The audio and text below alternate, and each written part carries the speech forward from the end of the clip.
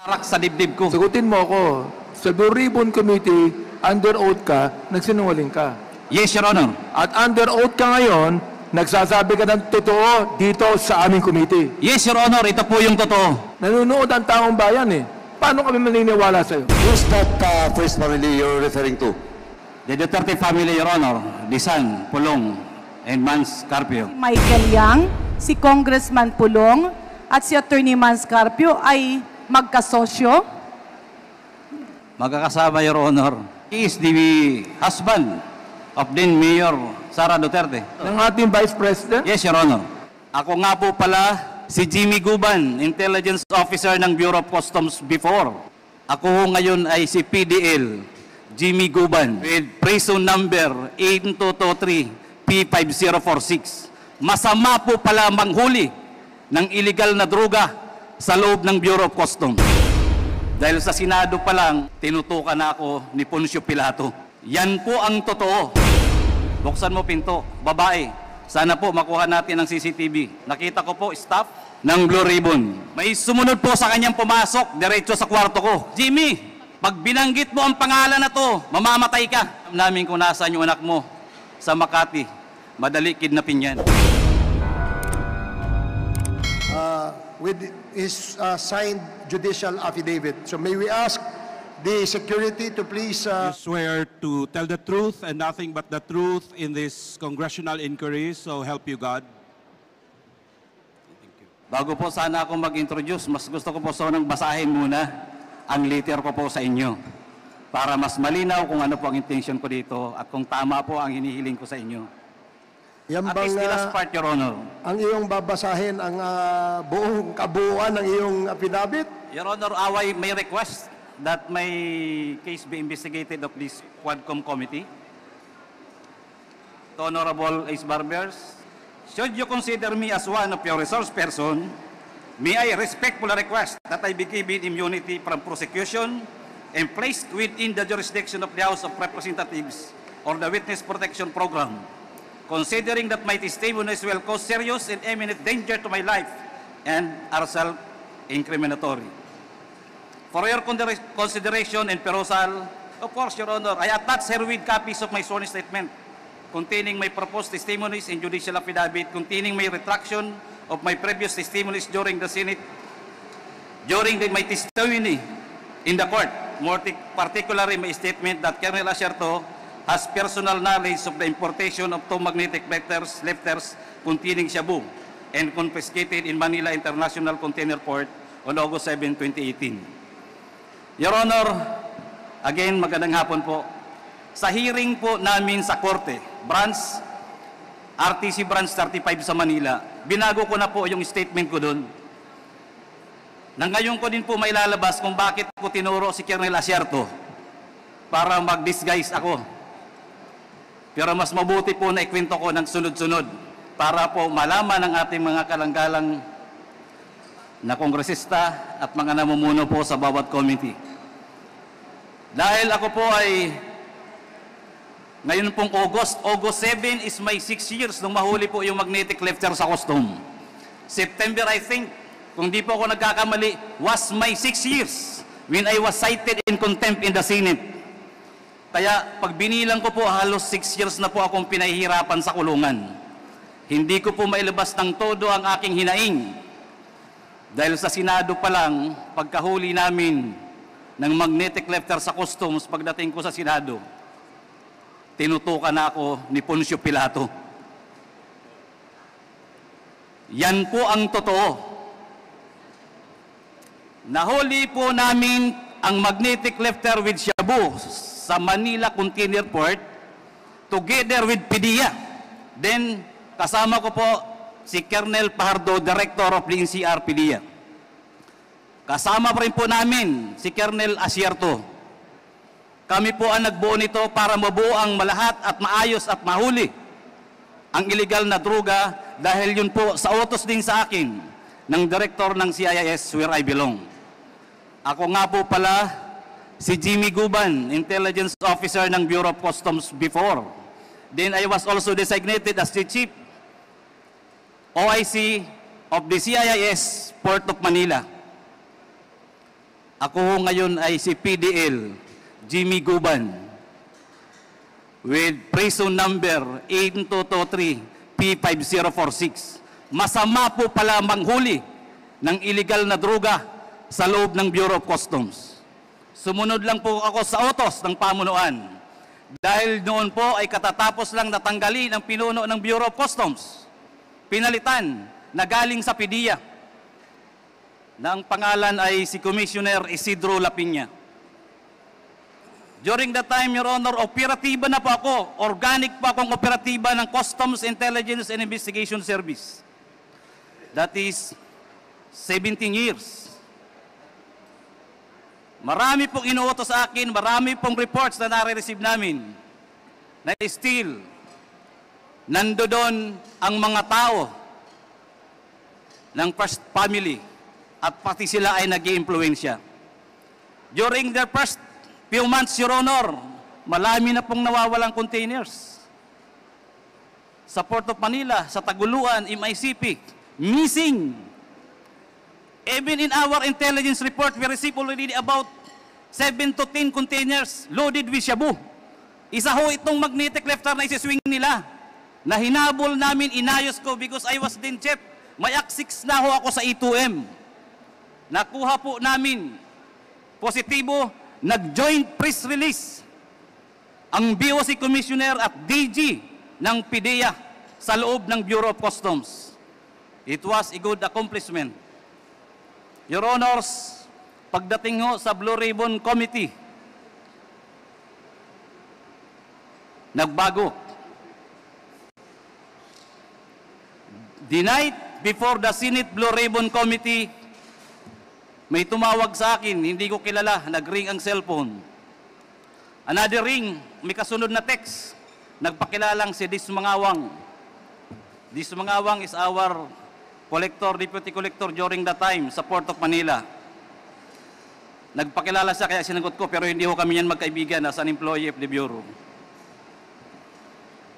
Sinabi niya na tumatawag sa iyo si Paring Bini. Kausapin mo. Si Paring Bini. I am referring to Mr. Bini Antiporda. Kausapin mo kung ano pa magagawa sa kargamento. Sinagot ko kagad siya. Madam, sorry. Trabaho, huli na yan. Accomplishment yan. Your Honors, pagdating po sa Senado, sa Blue Ribbon Committee, nag-hearing, after the hearing, sinight kagad ako, I was cited in contempt. Dinala ho kagad ako doon sa kwarto. Gusto ko hong magpahinga. Tiningnan ko kung anong pwede kong magawa. Dahil mali pala ang magtrabaho ng tama. May sumunod po sa akin na kumatok. Sabi ko siguro kung may tutulong sa akin, nagpakilalang, taga Blue Ribbon to. Buksan mo pinto, babae. Sana po makuha natin ang CCTV. Nakita ko po staff ng Blue Ribbon. May sumunod po sa kanyang pumasok, diretso sa kwarto ko. Tuloy-tuloy po akong tinuturo, dinudoro. Jimmy, pag binanggit mo ang pangalan na to, pag binanggit mo to, mamamatay ka. Lalo na kung makarating ka sa Pasay City Jail.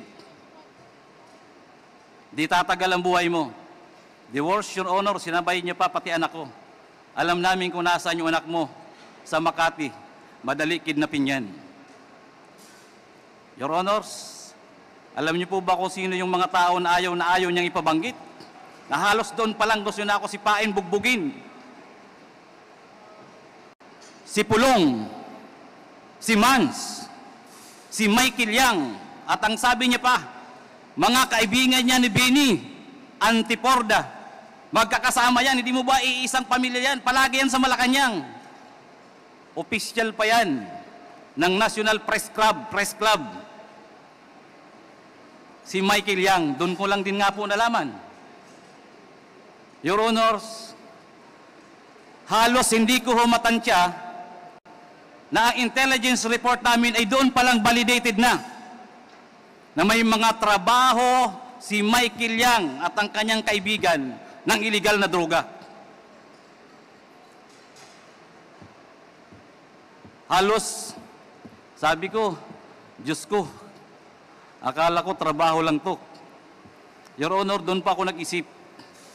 Nag-isip, nanalangin, at sinabi ko sa sarili ko, para safety ako.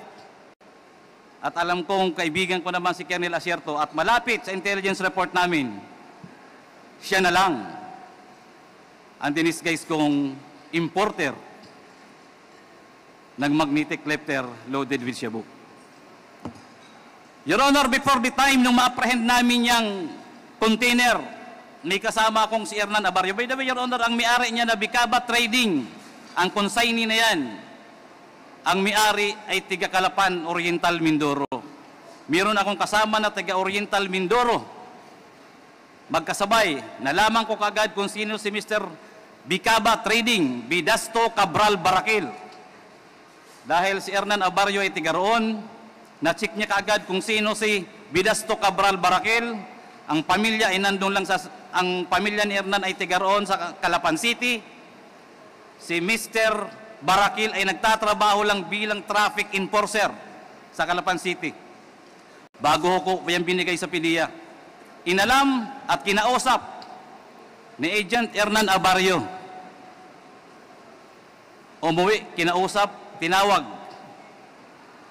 Pare, paki-confirm mo na lang kung meron parating or what. Alam nyo, yung tatlong tao, normal na normal. Parang walang nangyayari sa kanila. At yung isang inchik, 2 or 3, sabi sa akin, pare, yung inchik nga, hindi takot eh. Sabi ko, bakit? Sabi niya, Michael Yang yan eh. Michael Yang yan, advance. Pulong. Kami hingi na lang ng tulong sa inyo, tulong yan. Wala pong kakwinta, parang hindi po parang normal na normal lang. Na yung importation ay kay Mr. Bidas, ang consignee ay Bicaba Trading. Your Honor, yun pong tatlong yun, nakuha po yun ng PDEA. Invited by the PDEA or arrested. It was only presented once sa Senate. Umamin sa Senate na kanya yung kargamento, gamit. Pinakiusapan siya ni Mr. Ponichin. I'm sorry, Your Honor, wala pa akong copy. Nagaling po talaga ako sa Bucor. Nandoon po yan, nababasa po yan natin, mababasa at mababasa natin yan. And I can bring that document here. Napakalinaw ng tanong ng chairman ng Magic Blue Ribbon Committee, ng Senate Blue Ribbon Committee. Your Honor, inamin, may ebidensya, yung tatlo lang muna. Bakit nila winala hanggang ngayon? 6 na time po ako nagsasuffer sa kulungan. Ang tokha nga, double barrel, kunti lang na droga, kulong kaagad, patay kaagad. Nasaan itong tatlo? Si Mr. Bidasto Cabral Barakil, Lagrimas Katipan, Emily Lukigan, ang alam ko yung inchik, pinakawalan din nila. Ano ang meron? At bakit po ako ang dinidikdik hanggang sa Bucor? Nakarating ako na nanghuli lang po ako ng illegal na droga. Wala akong nawala kahit katiting. Inorderan po ng judge na sunugin, sinunog. Nandoon po ang testimonya ng mga PDEA. Kasama kong PDEA sa aking opisina sa Bureau of Customs. Kami po ang nanghuli.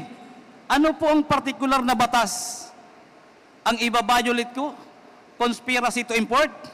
Or yun ang grand conspiracy na linisin ang pangalan ng First Family at si Michael Yang para pagsalitain pa ako at papirmahin na ang kasama doon sa importation ay isang politiko na kalaban nila na hindi ako pumayag. Dahil sabi ko walang alam yan.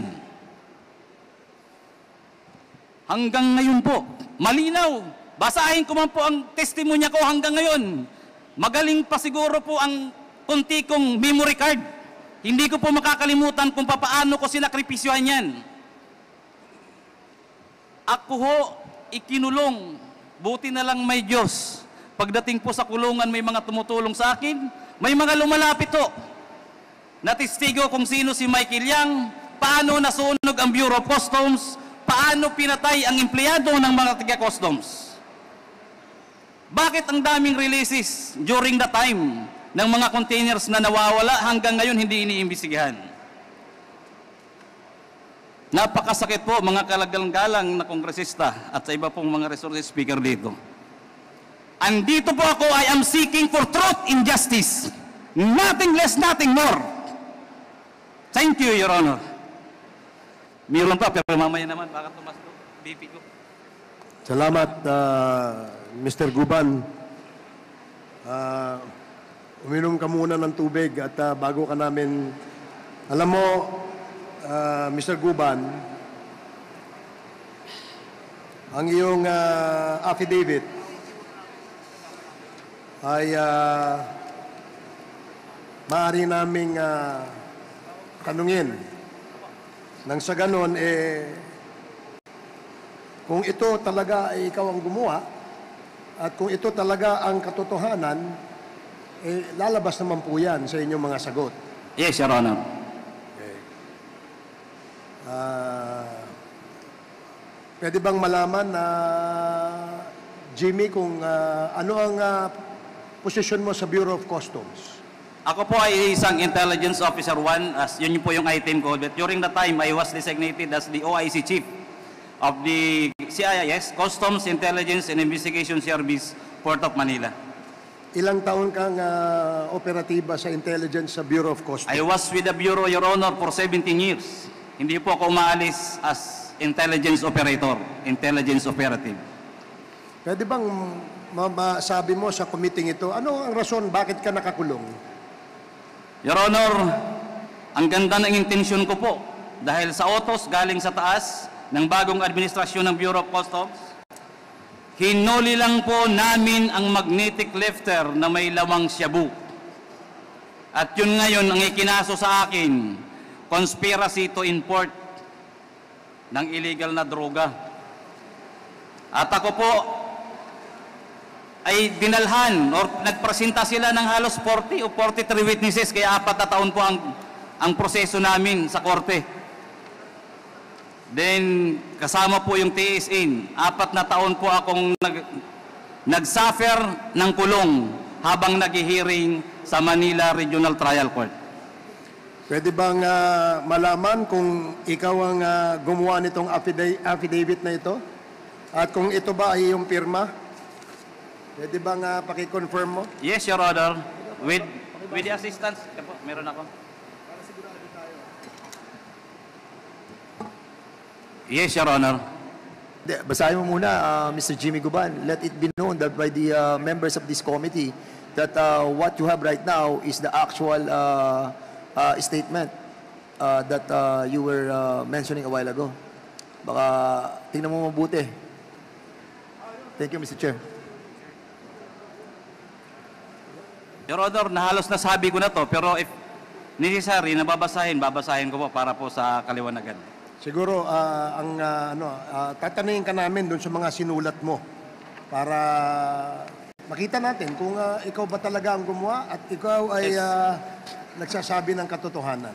Yes, Your Honor. With the help of my lawyer, gawa po namin to. Okay. Kaya lang po, sabi ko nga, nagkikwento ako, nasa loob po ako ng National Bilibid Prison. Hindi po fresh ang mind ko, pero halos ito na rin po yun. If I may, Your Honor, if I may proceed to read. Sige, make it very short, Jimmy. Pwede mo ba number 3 na? Number 2. In the early part of 2017, during my meeting with a certain alias Henry, a Chinese national known importing of various goods in Bureau of Customs, he introduced to me Councilor Nelo Abellira, known as Small Boy. In the said meeting, Small told me that he is the business partner and trusted man of Michael Yang, Pulong Duterte, the son of then President Rodrigo Duterte, and Attorney Mans Carpio, the husband of then Davao City Mayor Sara Duterte. In that, as their business partner and trusted man, He was tasked to facilitate the release of shipment from the Bureau of Customs, which according to him were usually pants and clothes, agricultural products such as sugar, rice, and vegetables, among others. Councilor Ismol Abilira requested me not to be strict with their shipment after the meeting. Councilor Ismol always talked to me over the phone and sought my help in the release of their shipment, to which I acceded. In the meantime, our office received reports from our confidential informants, usually bodegueros and painantes of the shipment facilitated by Councilor Ismol Abilira, that illegal drugs were mixed up with said shipment. As an offshoot of said intelligence report, Director Adzar Albani of CIS Bureau of Customs issued to me a memorandum dated March 2018, re-importation of illegal drugs, monitoring, profiling, recording of imported goods. On account of our intelligence work, various shipments were alerted in various occasions. Small requested me, luwagan mo yung mga shipment na yan. Alam mo naman na kilamay kilyan, Pulong at Mans. Said container shipment were reported missing while on hold and alert status in POM, MICP, yun po yung nabanggit ko kanina, pati po Taguluan, as well as other international ports in the country, prompting the House of Representatives to invite Customs Commissioner Lapina and to shed light thereon. Between the months of May and June 2018, Colonel Jojo Asierto shared to me an additional intelligence report about shipment of illegal drugs at the Bureau of Customs. In that through profiling, backtracking, and tracing of documents, we were able to find out overstaying cargoes, one of which was the Bicaba trading shipment. Upon discovery thereof, I instructed my staff to verify if an importer consignee named Bicaba Trading is duly accredited with the Bureau of Customs Accreditation and Monitoring Office. After verification of Bureau of Customs Accreditation and Monitoring Office, it was found out that Bicaba Trading was not an accredited importer or consignee by the Bureau of Customs. Based on the information gathered by our office, Bicaba Trading is owned by certain Bidasto Cabral Baraquel Jr., his live-in partner Maria Lagrimas Katipan, who are business dummies of businessman importer Ponichen, and his former wife Emily Lakigan, who are resident of Calapan, Mindoro. I ordered my subordinate Aito Fernan A. Abarrio to proceed to Calapan, Mindoro and validate said information. While in Mindoro, Aito Abarrio was able to meet Bidasto Cabral Baraquel Jr., Maria Lagrimas Katipan, Ponichen, and Emily Lokigan. During said meeting, Abarrio called me and asked me to talk to them by phone.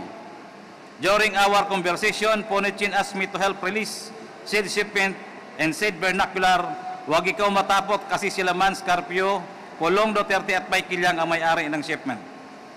When it becomes certain that the shipment of Bicaba Trading was located in the MICP, I reported to General Quinto this fact so that he should request Commissioner Lapina for the issuance of hold and alert order. That request was approved by then Commissioner Lapina. On August 7, 2018, when we arrived at the MICP, the container was ready at the designated examination area, ready for its opening. After the container was opened, 2 magnetic reflectors were found inside container. In the presence of PDEA headed by Regional Director Pajardo and BOC official including General Quinto, MICP District Collector Attorney Bakiran, MICP BOC personnel, the magnetic lifters were forklifted and taken out from the container. It took some time, however, to open the magnetic lifters, so I have to go back to Colonel Asierto to inform him about the difficulty in opening them. After a while, Colonel Asierto called me back and gave the instruction, the details of which I also relayed to the PDEA agents in order for us to open these magnetic lifters. In the afternoon of August 2018, Colonel Asierto arrived at MICP and conferred with Director General Aquino and Commissioner Lapina. After their meeting, I met them at the warehouse where the magnetic lifters were opened. They congratulated each other for the accomplishment before presenting themselves to the media. Thereafter, the proper inventory and disposition of these drugs were undertaken. During the Committee on Accountability of Public Officers and Investigation, Blue Ribbon, hearing on PS Resolution Number 425 to conduct an inquiry in aid of legislation into the 6.4 billion worth of shabu shipment from China on the possible malfeasance, misfeasance, and non-feasance of Bureau of Customs officials. Employees, Senator Richard Gordon, PS Resolution Number 843, directing the appropriate Senate Committee to conduct an inquiry in aid of legislation into the alleged shipment of 6.8 billion worth of shabu smuggled into the country and the possible lack of coordination among the Bureau of Customs, the Philippine Drug Enforcement Agency, and the Philippine National Police by Senator Emmanuel D. Pacquiao in PS Resolution Number 849 to conduct an investigation in aid of legislation on how a shabu shipment worth 6.8 billion managed to enter the country through the Manila International Container Port and is slipped through the inspection of Bureau of Customs by Senator Trillanes, Hontiveros, Drilon, Aquino, and De Lima on September 11, 2018, in which I was invited as a resource person. I was cited in contempt, notwithstanding the fact that I thoughtfully answered the questions propounded on me by Senator Gordon, then chairman of Blue Ribbon Committee. While I was detained at the Senate, immediate personnel who introduced himself as Paul Gutierrez, who worked as staff of Bini Antiporda, accompanied by a Blue Ribbon Committee staff, came to my room at the Senate while I was detained and threatened me. Huwag mong banggitin ang mga pangalan nila Pulong, Yang at Mans. Alam namin kung saan nakatira ang pamilya mo. Alam din namin na nasa Makati ang anak mong lalaki. After a couple of days, Senator Gordon talked to me in an executive session and advised me to tell the whole truth during the hearing. Otherwise, I will continue to languish in the Senate for a long time. Acceding to his advice, I told him all that I know about the illegal drugs being imported to the country through the Bureau of Customs. However, due to the threats of Paul Gutierrez, I never confided to him that Mans Carpio are involved in illegal drugs importation at various ports of the Bureau of Customs, more particularly the illegal drugs found in schist at MICP. The night before the Senate hearing, my cell phone rang for 3 times but I intentionally failed to answer said calls. After several calls, which I again did not pick up, I received a text message introducing herself as Ms. Mangawang of the Bureau of Customs. When my cell phone rang again, I answered the call and the one who called was Ms. Mangawang and she asked about the Bicaba trading shipment. She asked me anong magagawa dyan sa shipment na yan. Kinaparing Bini Antiporda yan. I replied her, wala na akong magagawa, huli na yan. For fear that my son and other members of my family will be killed, including myself, I testified during the hearing on October 30, 2018, and instead of naming Pulong Duterte, Mans Carpio and Michael Yang as the owners of the shipment, based on the intelligence reports we gathered, I pointed to Colonel Acerto as the one who has knowledge that the shipment consigned to Bicaba trading contains illegal drugs. I recanted my said statement against Acerto through my judicial affidavit, which I executed and submitted during the criminal case number R-MNL-19-03-472CR for violation of Article 2, Section 4 in relation to 28 and 31 of Republic Act number 9165, of which I was convicted and adjudged guilty as charged and was sentenced to suffer the penalty of life imprisonment and to pay a fine of 500,000 pesos. After promulgation of the decision in the aforesaid case, I filed a notice of appeal with the Court of Appeals which is docketed as CA-GR CRHC-19146. That's all, Your Honor. Okay, salamat Jimmy. Congressman Fernandez. Yeah, Mr. Chairman, ano lang briefly, medyo mabigat yung mga tinuran mo, Jimmy Guban, no? I just wanted to make it clear, no? Meron lang akong liliwanagin, kapraso lang to. Kasi nabanggit mo yung nagkaroon ka ng recantation. Kumbaga, binawi mo yung mga sinabi mo na sa Senado couple of years ago that si Acerto ang nag-import ng mga shipment doon sa custom. Apo, yes, at yun ay binabawi mo. Ang tanong ko sa iyo, kailan mo siya binawi? During my testimony at the court, at the Regional Trial Court of Manila. When was this? Your Honor, I think that was only last year. I What- think what month? October. I was brought in Bureau of Correction by November.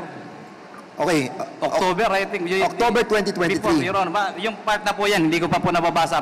Yun lang po yung months na yan, pababa. Kasi, Mr. Chairman, I want to make it clear that yung recantation niya nangyari noong 2023.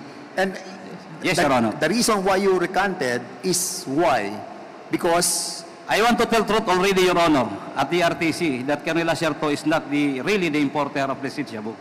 and not because that you have watched that we have created a Quadcom committee, that's the reason you recanted.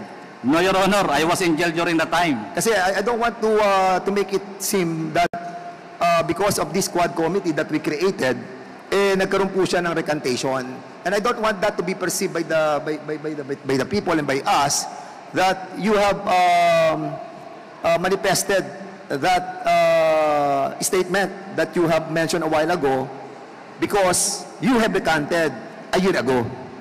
Yes, di ko pa po alam yung committee, Your Honor. Talagang totoo lang yung sinabi ko doon sa korte. Kasi Hindi ko pa alam Mr. itong Jimmy committee. Guban,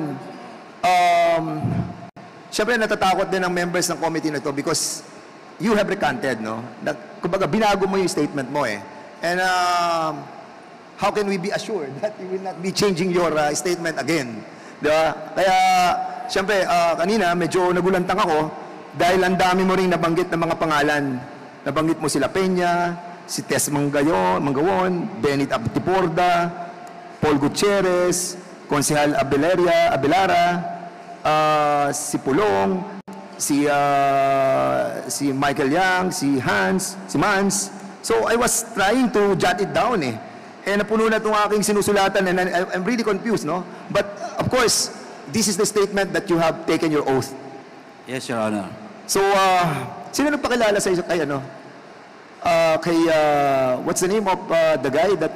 Small boy, a certain Henry, also a businessman in the bureau. Then, kaibigan din. Can you May- kindly tell us, ano ba siya? Half Filipino, Chinese, or what? I think he was a half Chinese-Filipino, also engaged in parang facilitation, financing sa customs. Siya ng mga nagpakilala sa iyo kargamento. kay Aguilera, Konsehal. kay small boy. So, hanggang ngayon, meron kayong communication itong si Henry. Your Honor, wala akong communication, nakakulong ako. And hopefully, nandito pa siya sa Pilipinas. Anong ipilido ng Henry? Your Honor, yun hang, ano ko yun, pag once ma-refresh ha ako, makukuha ko po yun. Kanina nung sinasabi mo rin yung, narinig ko yung pangalan ni Paul Gutierrez. Yes, Your Honor. Nung binabanggit mo na pumasok siya doon sa custody center ng Senado. Apo. So, sino kasama niya doon? Yung babaeng empleyada ng Blue Ribbon Committee, nakita ko rin yung ID niya, Senate. Then nagpakilala siya as staff ng Blue Ribbon. Kaya nga binuksan ko yung pinto. Then pagpasok niya, pumasok din si Paul Gutierrez. Nagpakilala siya. Then doon ako nilambas lahat ng mga salita niya. Tanda mo yung staff ng Senado? Your Honor, tanda ko sa muka. Pero alam ko may CCTV po doon sa baba dahil parking lang yun eh. Covered yun ng CCTV. If ever, Your Honor, may makita pong CCTV, nandoon lang po yun. Kasi sa tabi lang ng parking ang kwarto ng mga kinokontempt eh. So, nung tinuro mo, kasi sinasabi mo ngayon na walang kinalaman si Acerto. So ngayon, nung kinausap ka ni Paul Gutierrez, iba ang sinabi mo. Wala akong binanggit anong sa kanila, Your Honor. Hindi na pa ako kumibo. Basta't yung pananakot niya, parang tinanggap ko lang lahat. Hindi nag-iisip ako. Paano kung pagkakasabi sa iyo ni Mr. Gutierrez? Sinabi niya na, Jimmy, magmura pa nga eh. Kung yun gagawin mo, babanggitin mo mga pangalan nito, alam mo naman kung sino yan. Mga magkakaibigan yan, Malacanang yan, press. Doon ko nalaman na si Michael Yang ay officer pala ng National Press Club. Ibig sabihin, matagal na sila magkakilala, magkaibigan, pati si Pulong at si Mans. Doon niya ako tinitrete ng todo na never to mention those names. I think, Mr. Chair, we have to invite those personalities that our resource person have mentioned to give their side of story. Because ito ay istorya ni Mr. Jimmy Guban, and we have to hear as well the side of the others who have been mentioned in this committee hearing. Thank you, Chairman. Just two quick questions lang po. Mr. Guban, during your opening statement, you mentioned about first family involved in importation of illegal drugs. Can you categorically state who's that, to be fair to everyone, who's that first family you're referring to? That is, Your Honor, yung anak, si Man saka si Pulong, pero Michael Yang. Dahil si Michael Yang, madaldal yan. You Yes, mentioned sir. kasi first family. Again, I will ask you, who's the first family? The Duterte family, Your Honor, Disan, Pulong, and Mans Carpio. You mentioned about a certain politician na pinilit kang i-link but you refused to link him or her. Yung mortal enemy ng Duterte, Sino po? ex-senator. Sino? Please, pakiano lang po. Si ex-senator Trillanes. Ex-Senator Trillanes. Yung Ed, yun lang yan. Pagkatapos doon, binaba akong telepono. Paki-eksakto lang po. Who called you? I'm the one calling, Your Honor. Pagkatawag ko sa NBI, sabi niya, Jim, tawan mo, pakinggan mo yung sasabihin ko sa'yo.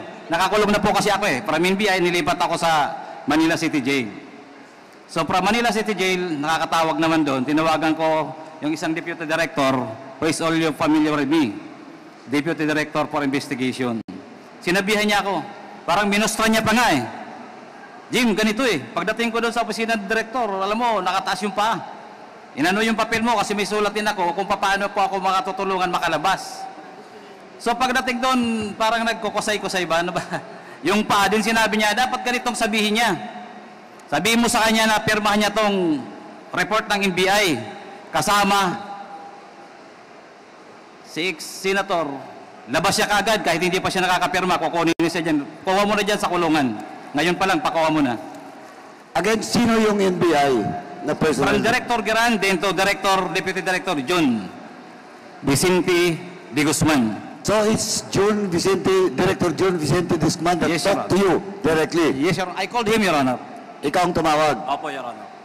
Anyway, Mr. Chairman, the last part of this investigation, today's investigation, we will move to invite all those persons that were mentioned by Mr. Jimmy Gampan.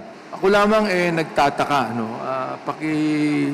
Sabi nga sa amin dito, napakarami ng binanggit mo, nag-mention ka ng mga pangalan ng mga kilala. Ang tanong ko lang, ba't mo ginagawa ito? Under oath ka, no? Ba't mo ginagawa ito? Hindi ka ba kinakabahan sa buhay mo? Ba't mo ginagawa ito? Your Honor, thank you very much dahil may request po talaga ako ng security bago po ako nagsasalita dito dahil ang kailangan ko po ay katotohanan. With the Almighty God, sabi ko tulungan ako na makuha ko ang tunay na hustisya. Dahil wala sa hustisya ang binibigay nila sa akin. At hindi ko po yun makukuha kung hindi ko po isasawalat ang katotohanan. Dahil hindi po mangyayari ang tunay na hustisya sa isang katulad ko na mahirap lang, hindi maimpluwensya. Ang kalaban ko ay napakalaki. Katotohanan para sa iyong sarili o katotohanan para malaman ng taong bayan ang nangyayari sa ating lipunan? Katotohanan po para malaman ng taong bayan ang nangyayari sa ating lipunan. Lalong-lalo na po sa criminal justice system natin. So wala ka ng tiwala sa criminal justice system natin? That is correct, Your Honor. Dahil po dyan, nakulong ako na ang judiciary ay parang may nagdidiktang ibang tao galing sa labas. Okay. Ganito yan, no? Ikaw ay naging guest ng Blue Ribbon Committee, di ba? Nag-testify ka ron, di ba? Opo, Your Honor. Yung bang testimony mo sa Blue Ribbon Committee at yung testimony rito pareho? Hindi po, Your Honor. Bakit? Nandun po ako sa committee. Ibig sabihin, doon sa Blue Ribbon Committee, nagsinungaling ka, pero dito, totoo sinasabi mo. Ito po, Your Honor, yung totoo dahil hindi na po ako takot ngayon na lumaban. Wala na akong nakatarak sa dibdib ko. Sagutin mo ako, sa Blue Ribbon Committee, under oath ka, nagsinungaling ka. Yes, Your Honor.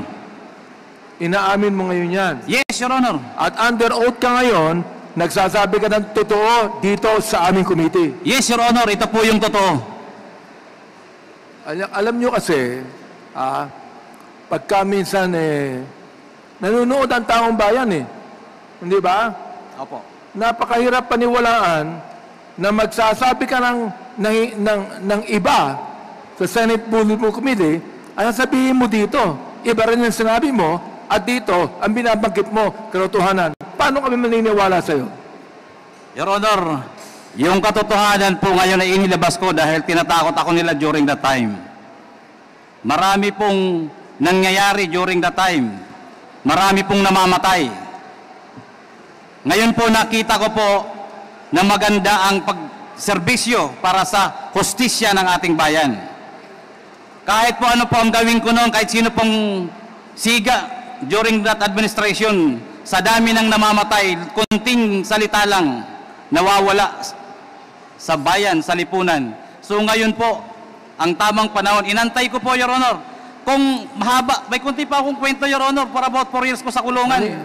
Yan po, Your Honor, ang sinasabi ko ngayon dahil hindi ko magawa noong araw. So, Mr. Guban, naniniwala ka na itong committee ito may mga gawa para sa hustisya mo? Yes, Your Honor, and I am praying for that, Your Honor. Okay. Under appeal ang kaso mo ngayon. Sapagkat life Yes, po. imprisonment ka, di ba? Under appeal ang iyong kaso ngayon. Yes po, Your Honor. Okay. Hindi ka ba natatakot bumalik sa kulungan pagkatapos ito? Your Honor, sana wag na muna doon. Makahanap muna ako habang sa ibang kulungan na safe naman ako. Pero para po sa katotohanan, Your Honor, I have to do this para po sa bayan. Yung basihan ng kaso mo ay tungkol sa Dangerous Drugs Act. Di ba? Opo, Your Honor. Bakit? I mean, akala ko ba gusto mong sabihin sa amin yung mga tao na tungkol sa droga? Bakit ang kaso mo tungkol sa dangerous drugs? Ikaw ba'y nag-i-import ng illegal drugs? Noong panahon na ikaw ay intelligence officer ng customs? No, Your Honor. Wala pa akong involvement kahit anong importation. Wala pa akong news. Sa loob po ako ng kulungan, di ko na po alam.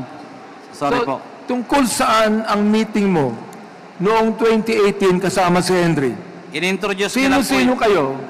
Sino-sino kayo ng meeting na Kaming yan? tatlo lang po. Kaming tatlo lang. Si Henry at saka si Small. Si Small. Yes, Your Honor. Oo. Anong sabi sa iyo ni Small?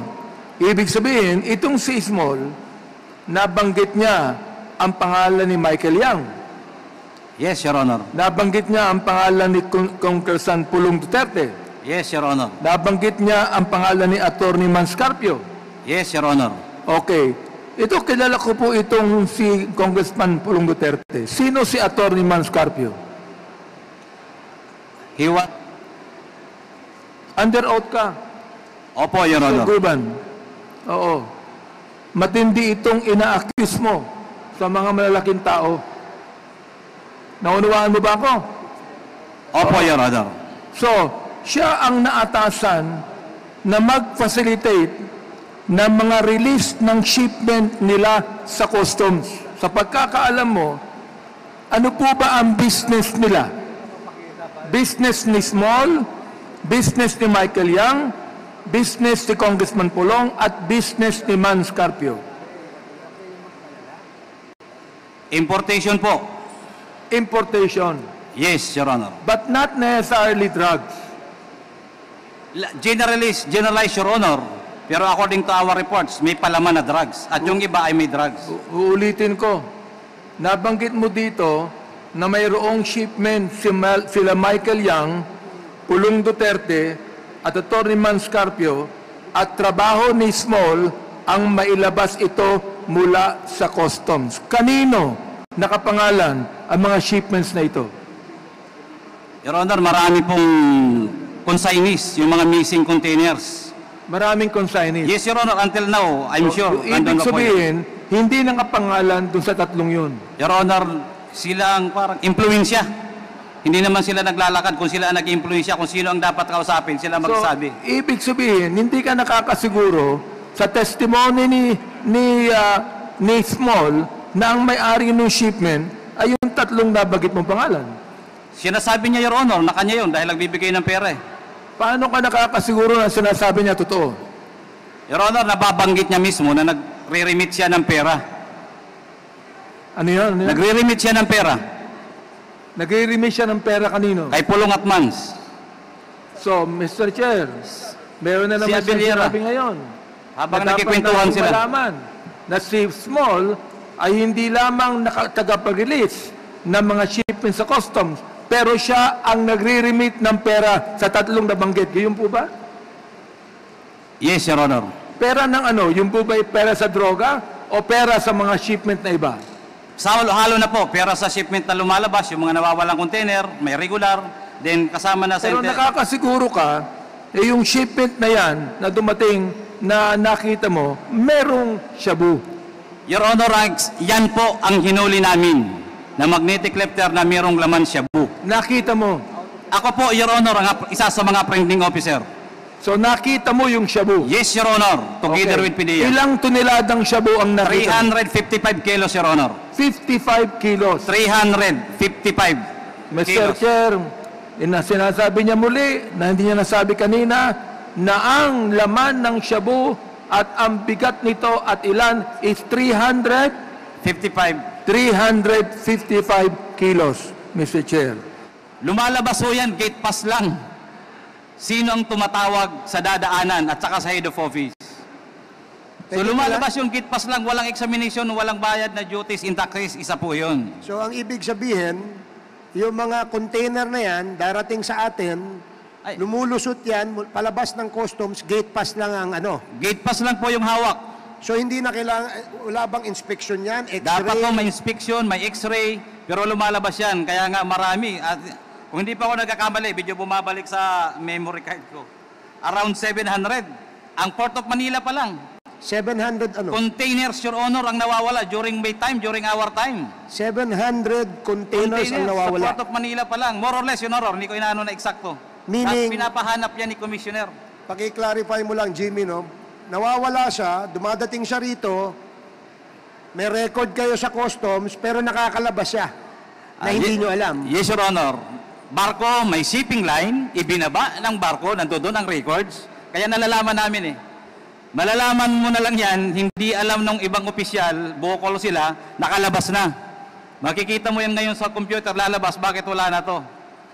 So, missing na kagad yun. Ibig sabihin, mayroon no nag-facilitate na dire-diretso lang, gate pass lang ang dala. Okay. Ibig sabihin, all clear.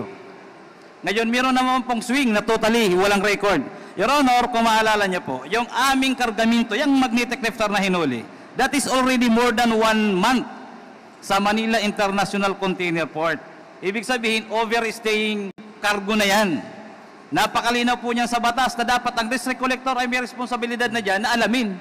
So yan po, pag hindi po yan nalaman, yan po ay tawag namin dyan ay swing. Malalaman mo yan totally, walang gate pass. Ninakaw sa loob ng mga magnanakaw sa loob ng customs. Walang records po yun. Nalalabas. Sige.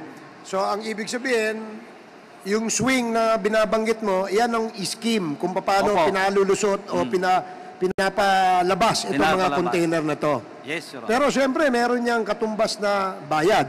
Malaking halaga po yun. Pwede bang malaman kung alam mo kung ano yung sistema at Pag magkano halimbawa po binabayad? totally, i-clear yan lahat. Around Saan dadaan dapat yan? Sa gate. Yung dadaanan dyan, siyempre meron dyan dapat may examiner, appraiser, may x-ray. So lahat po yan na i-clear na lang, usapan na lang. At nagbabayad. Nagbabayad 20 mil, 50 mil, bawat unit, then makakarelabas na yan. Pakiliwanag mo lang. Ano yung bawat unit? Bawat office na dapat dadaanan na makakakita. So yung mga opisinang dadaanan ng container, para ito ay makalabas, may bayad po yan. Oh, may bayad na yun. Okay. Walang papel yun. Dari may lalabas mamaya. Container number lang. So mawawala na yung records, makaka-exit. Yun yung tinatawag na swing. Okay. So, siyempre, yung mga panahon na yon, dahil merong ganyang pangyayari, yung mga dinaanan, natatandaan mo ba kung sino yung mga hepe ng mga opisinang yon na dinadaanan itong mga container na to? Your Honor, nag-reshuffle na, di ko masyado matandaan unless makuha ko yung records. Mayroon naman po yan mga naka-assign. Yung dapat dadaanan ng magnetic lifter ay meron po yan kasi meron pong in charge, may mga hippie yan, may personnel naman bawat division.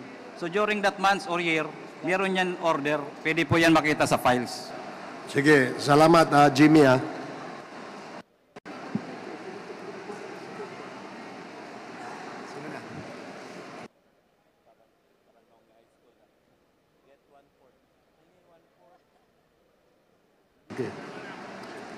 Okay, Chairman Nakop, you're recognized. Thank you, Mr. Chair. Yung mga tanong ko, Mr. Guban, doon lang po sa affidavit. Kasi ito ang pinirmahan po ninyo at saka sinumpaan ngayong araw na ito. Ano po? Apo, Your Honor. Pwede po bang malaman kung totoong nasa maximum security compound po kayo ng Bilibid? Ako po, Your Honor, ay nandun na po ako sa RDC Maximum, National Bilibid Prison. Okay. Kailan ka pa nandun? I think more than 1 month, Your Honor. 1 month. Ano kaya ang kaso mo? Bakit ka nakulong? Your Honor, dahil sa panghuli ng illegal na droga sa Manila International Container Port. At, ano ba ang naging sentensya mo? Life sentence, Your Honor. Inapila mo ba ito? Opo, Your Honor. Okay. Ano ba ang trabaho mo bago ka nagkakaso at nakulong? Operatiba po ako, Your Honor, ng Intelligence Office, Customs, Intelligence and Investigation Service, Bureau of Customs. Okay. Nag-i-import ka ba ng illegal drugs? Never, Your Honor. Okay. Tumistigo ka sa Senado. Tama po ba? Opo, Your Honor. At sabi mo sa testimonya mo ron sa Senado, ang itinuro mo na tao na siyang mastermind ng pagpasok ng magnetic lifters na naglalaman ng droga ay si Colonel Asierto. Tama po? Yes, Your Honor. Yes.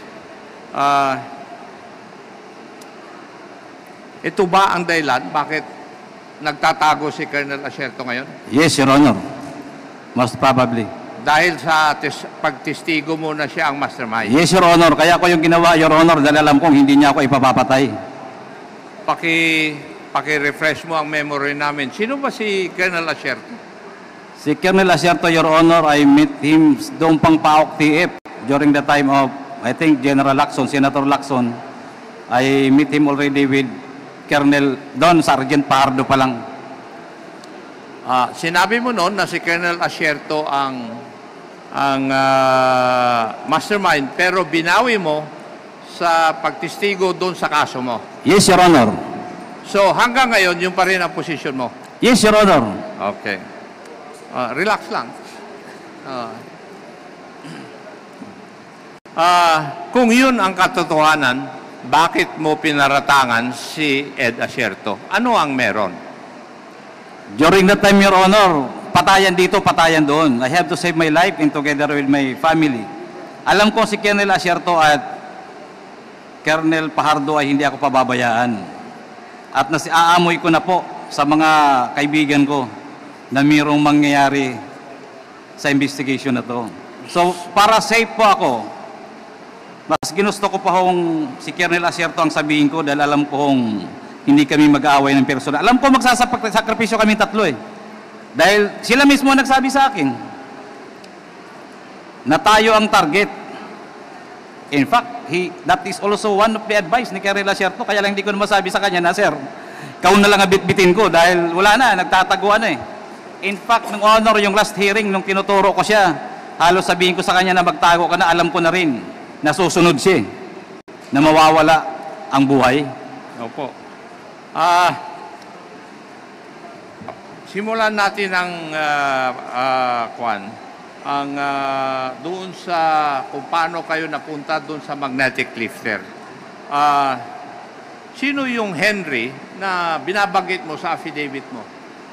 Your Honor, common friend na nagkukuha ng mga kliyente, importer, broker, nagpipinance para ma-release ang kargamento sa Bureau of Customs. Ano po ang buong pangalan niya? Your Honor, yung Chinese niya kayo, hindi ko maano kung Yu or Oi or Li. Sa tagal ko kung hindi na nakalabas ng kulungan 6 na taon na kung hindi ko makuha diretso. Kung kailangan namin siyang tumistigo dito, makokontak mo ba siya? Sana, Your Honor, pumayag. Palagay ko, makukontak ko yan dahil through the other brokers, friends, makukunik ko po siya. Na si Michael Yang, si Congressman Pulong, at si Attorney Manscarpio ay magkasosyo? Magkakasama, Your Honor. Ano pong Silang ibig tatlo. sabihin ng magkakasama? If we translate it to a business entity, Magkasama sila sa pag-impluensya para mapabilis ang transaksyon sa Bureau of Customs. so parang tinitingnan mo na sila ay influencer, parang Yes, ganon. Your Honor. Okay. Sinabi mo rin sa iyong affidavit na meron kang mga bodegero at pahinante na nagsasabing ang illegal drugs ay mixed up with said shipments. Can you expound on that pag sinabi mong mixed up? Yes, Your Honor, kasi yung mga missing containers, may mga dinadalaw kaming kung saan yung dinala. Magtataka na lang sila ang bilis ng babaan, alisan, paglipat ng kargamento at nakikita nila na iba ang laman. Then, sinasabi na wag na kayo maingay o yun na yan. Ito, sa amin na to, bahala na kayo, bayad na kagad. Your Honor, always yan sa mga bodigero. Ngayon, sinabi mo na 3 to 5 times a month ka tinatawagan. Yung mga tawag ba na ito ay related doon sa mga shipment sa customs or hindi? Related po sa mga sa customs.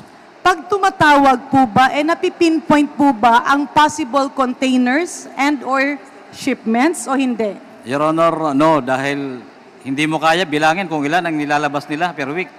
Hindi, ibig ko sabihin, kapag tumatawag sila, ang tawag ba ay talagang yung intensyon ay tumawag para sa specific shipment or container or baka naman tumatawag sa'yo at sinasabing, pare, punta tayo sa bar. No, Your Honor, sabihin nila na may containers kami. Marami yun. Then, So ang tawag is very specific for certain shipments and containers. yes, hindi ko na po kinukuha, sinasabihan ko na lang, pare, okay na, hindi naman kailangan nyo ako tawagan. Hindi naman kami nakikialam ng mga Follow-up shipments. question, Your Honor. Ito bang mga containers or shipment na ito na itinatawag for facilitation ay kasama sa mga nahuhold or tawagin nating suspicious containers?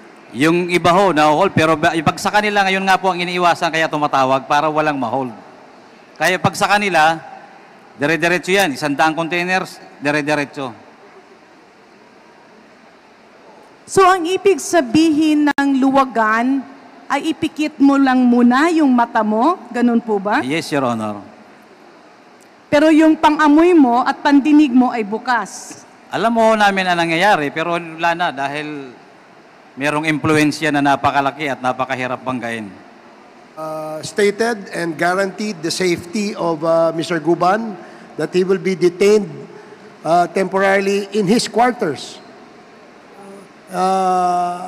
in order to guarantee his safety while we are finalizing the documentation. Thank you, Your Honors.